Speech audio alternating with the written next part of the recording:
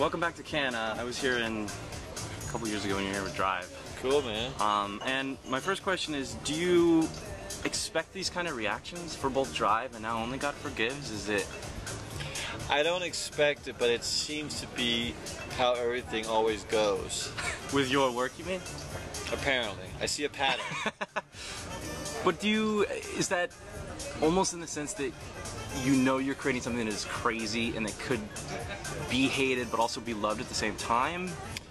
You do that because you make something that you believe in 100% will always... It's always... You want to fight? Thing. Right. Always war. Right. They're gonna love it or they're gonna hate it, but they're gonna do it for the same reasons. Right. And that is when you know you've done something right. Okay, okay. Because, or else, how do you know you have touched anyone? Yeah. I see your point. And that you want to get a reaction out of them in some way. Isn't that what art is all about? Yeah. Every writer, every painter, every rock musician went through that sense. If what I do don't touch people, why do it? Yeah. Sure, it's great for myself, but art is for the people. It's for the common man. Right. And if everybody does, you know, it's great everybody likes it. Terrific. I mean, of course, that's the best. Right. But it's not enough. Right. Because it's like I had great Chinese food last night. Okay. You have to go in. Because or else, how do you know that it won't, then it's going to travel with you for the rest of your life? Okay. Because if it doesn't go in you, whether through poetry or violence or whatever, it just goes past you. Right. So you're almost saying that it's important to remember the key moments and the sort of the things that leave an impact on you? Art only functions, only has any kind of orgasmic sensibility if it penetrates you and stays with you. Mm. Even in a negative way, though. There is no negative way because there's not, you know, there's only positive because negative becomes positive because if you hate something so much, you really gotta love it. Right. And of course, I also know that this is the exact same reaction happened to Drive. But for some reason, everybody just kind of forgot their initial reactions. All right. Do you think that with Only God Forgives, the fact that it has Gosling again in such a sort of prominent role, in such a violent role in a way, combined with what happened with Drive, that had set up such high expectations that couldn't be matched? Not to say they couldn't be matched, but just that it made people think about it differently than going into it completely openly. People with expectations that build and build, you can never satisfy because in a way they're making their own movie and you can never meet their expectations. Right. The only thing you can do out of respect is to certainly make something that they didn't expect. Mm-hmm. Okay. With Only God Forgives, what was the first piece and how did each part of it come together? And I asked him then, was the Thailand setting the first part of it? Was Ryan Gosling's character the first part of it? Was Chang's character one of the first parts of it? The first part of it was, of course, Thailand, just right. because I thought it could be fun to do there. Had you been there before? Yeah, I'd gone there on vacation for a number of years in a row, but just this holiday, you know, just normal family stuff. Okay. And I began to thought it was pretty cool to be making a movie out here. Yeah. Probably the first character was that Thai police lieutenant that I kind of wanted to make a film about. One who believes he's God. Did you find that kind of person there for real? No, but I thought it was a damn groovy character. Right. Because I haven't been to Thailand, but I've heard and seen through your film and other films set there that kind of violent culture where almost the police have a minor amount of power is just the way it works there. Yeah, but it's not, you know, it's a very, very, very, very, they're very Buddhists. Mm. So, you know, you're never in any danger. Mm-hmm. You know, it's a very, probably the safest country I've ever been in. But of course there are myths that create urban legends. Do Do you like to find those myths and sort of bring them to light in a way? Well, I like to create them or find them. It's the same thing. I see. Because that's, I think myths and legends, like you're saying, exist in the world in so many different ways. And coming to Cannes, we get to see those kind of stories told in very unique ways. Well, I think it's you know, the idea of this fairy tale language that I very much have been dealing with for the last 3 movies, including Only God Forgives, is, you know, rooted in a sense of wanting to tell heightened reality.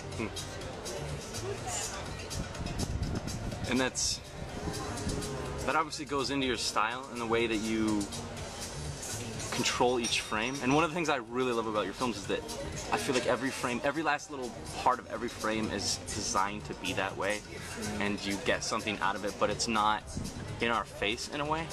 And I want to just talk about how much you put into your frames and how much you control your frames and sort of where that comes from in you and why that's...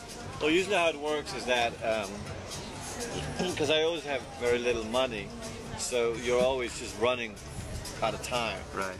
So we meet up at the location with the actors, we block it out, and then I frame the shots, Larry lights it, next, and then same thing again, and we maybe have 3 to 4 setups we can make in a day. Is it then a part of discovery later when you're editing to find... Yes, but I like the editing process a lot because editing is really, really the key elements of storytelling, because images can suddenly have multiple meanings, or themes can have different agendas, or everything can be different or change or be, you know, you can suddenly make other movies out of what you think was one movie and so forth. I very much like that process. One of the first things we do in all my movies, Matt and I, Matt Newman, the editor, that have worked with me on 5 films now, is we always cut the movie in 1,000 different ways to see what actually is within, because it's the combination that suddenly adds into higher. That's even more than I could maybe imagine. Right. Did that happen with Only God Forgives? Was there with all the movies? And how do you find out which one is the one that you want to tell out of all those different versions? Do you test it? Do you show it to friends? Is it just sort of your process of discovery? And in the end of the day, it's always you and sort of what you want out of that? Which is good, because that doesn't happen a lot. I mean, it does and can, but in the film industry, I feel like there's too much collaboration that ends up in something that's muddled. Well, you should collaborate with your partners, with your actors, with your editor, your cameraman. Right. They're part of your team, and they can have better ideas than you, and you should take advantage of it. But in the end, filmmaking is a director's medium. And it shows with your films. I mean, like I'm saying, with the control you have in every little piece of it. One of my favorite parts about Only God Forgives is the way that you have 2 characters with Chang and with Ryan Gosling's character that with Julian that neither of them are really good, and yet we're almost required to follow one of them as someone who is the protagonist. And yet I find that very interesting, the dichotomy of how Chang is actually sort of the better person, or a person who has smarter ideals, yet he's perceived as the bad guy, and sort of that difference between them. You're right. No, I mean, do you like to, I guess, subvert in that sense and change things up in a way that we've come to expect with cinema? I think one of the challenges of cinema in general is that it's become too predictable. The DNA of cinema, in terms of the way it's told, have become so common that for young people, the excitement is hard to catch sometimes, because even though they haven't seen the movie, they know the movie. Right. And you have an obligation, you have an obligation to make something that challenges them, because it means you're actually respecting your audience. Right. For good or bad, it doesn't matter, because art is not about perfection. Perfection is not art. That's why people are not perfect. Well, perfection is unattainable, right? Is beauty. But we try in this kind of strange world to find the formula of perfection in entertainment because there's so much money at stake. It's all about the money. We spend much time on money and not time talking about all the other things that are actually much more important because money has no zero value. Right. You get it, so what? Yeah, it's great. Absolutely. It doesn't make life easier. It's super. But that's about it. All right. Why do you think? But you understand what I'm saying? Yeah, no, I do. And I mean that's the reason I come to Cannes, is to see these kind of films and to understand and to find the films that where money was necessary to make it. It's still about what's being told and what's being done and how much is different in these kind of films every year. And then the Only God Forgives, of course, just like Drive, I take out, because I know the 3-act structure very well. I know all those mechanical conventions that scripts are based on. But what's fun is taking and eliminating all those rules. And then you actually see how people react to storytelling. And it's fascinating. Do you think it is evolving and changing? Do you think these kind of films allow audiences to break from that 3-act structure and start to appreciate more with time? Well, there's nothing wrong with 3-act structure. And there is, in every movie, the 3-act structure, it's just in what order, or whatever that dark quote is, or how you deal with it, how you introduce characters, what information, because one of the most misunderstood things about filmmaking is that it's not about what you see, it's about what you don't see. Right. And we forget that a lot. It's not about what you say, it's about what you don't say. Right. Because then it goes in you. Right. The other topic I want to talk about with your films is violence in relation to this, because sort of what you're saying, to me, violence is being used as a selling piece to make more money and get into it, and I don't have a problem with it, but I just find it fascinating that violence, especially in your films, well, your films are different in that it doesn't glorify the violence, but it's necessary in a reality kind of way, and that this exists in our world and we need to show it. And yet in Hollywood they sort of like turn that into something that can be sold. Why do you think there is such a fascination with that kind of violence? Because man was created as a violent being out of necessity, out of instinctual needs. We have hands, we have teeth, we have legs. It's a violent mechanism. When man started to create society, or violent impulses, which were most to do with instinctual needs of survival, were eliminated because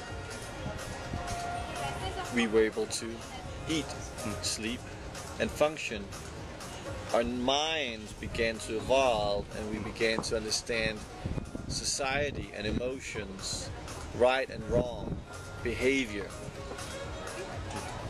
But you can do all those evolutions, but it doesn't change the fact that man is born with violent impulses. But we are no longer physically in need of, even though we were made for violence, now it goes through our minds. The danger in violence as an entertainment is when it comes with no consequence. See, violence in its art doesn't make people violent, I believe. I don't. But it can show people how to be violent. It can cater to violent impulses. It can show what you can and cannot do, or what could be done if I were to do it. Of course that's dangerous. And it's even more dangerous when there's never any consequences of violent behavior.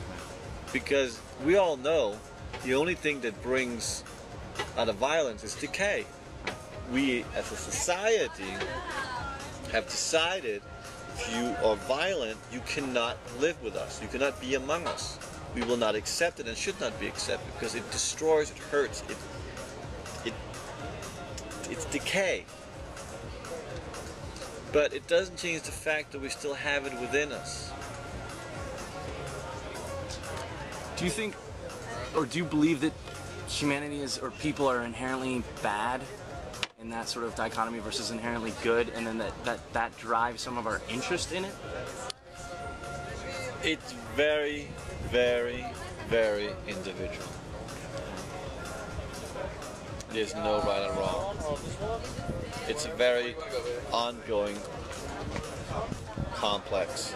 But I would say, since so many people are certainly bringing this issue of violence in cinema up, I think the place to look is look at those films that mass market violence without consequences. And there's I'm a not lot saying of, anything bad about that. I'm just saying I think maybe that's where there could be a possible issue. I understand. And Only God Forgives in particular deals a lot with sort of the implications of violence. And with not only with Chang and sort of having mercy in certain ways, but in what each piece of the story does and what each part of that leads to in the end, with a bigger picture to it.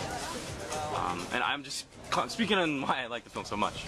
But I want to ask, what other films and what other filmmakers are very inspiring to you at the moment? Who else do you look at that you think is really pushing it? All kinds. Is there any one film you've seen recently that has just really stuck out and made an impact in your... I really, really love the Dune documentary. Yeah, you're in it. but the whole story behind that film that never got made, I really find fascinating. Right. I saw Jodorowsky dance into a reality. That was great. I love Breaking Bad.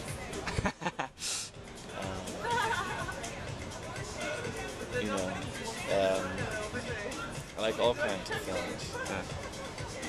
Having family and kids, it's sometimes harder to catch up with new films just because you don't have a lot of time. Right. What? Speaking of the Jodorowsky's Dune doc, which I saw and loved as well, one of my favorite parts about it is at the very end. Did you see the film here, or have you seen the complete? I saw it here. I just saw it here. I love what he says at the end about it's almost just as important, if not more important, to try to dream big and to fail than to not attempt that at all. Can't be. That's truth. Yeah, and I love it, and I think that's what goes for your films in particular, and that even if people hate it, it doesn't matter. It's the fact that you made this, and that it exists, and that it can be seen, and that it has Ryan Gosling in it, that it is so good, and that it is so challenging to cinema today. And I love seeing that. That's again, punk rock, man. The punk rock of cinema, you're saying? The Ramones live on. What is your take on remakes? And I know you've been attached to a couple. I would love to see your Logan's Run remake, if that were to ever happen, even though I guess it fell apart. Right. But do you think they... No, do you think they make a difference? Do you think they help? Do you think they are important? No. I generally think remakes it's a hard thing because, I mean, remakes are nothing new, but it's harder and harder to get remakes with no strings attached because all movies are now accessible. You know, so you can always go back to the original and really analyze it very quick. And those are times the original one is better because the time it was made in, it worked better. Right. But you know,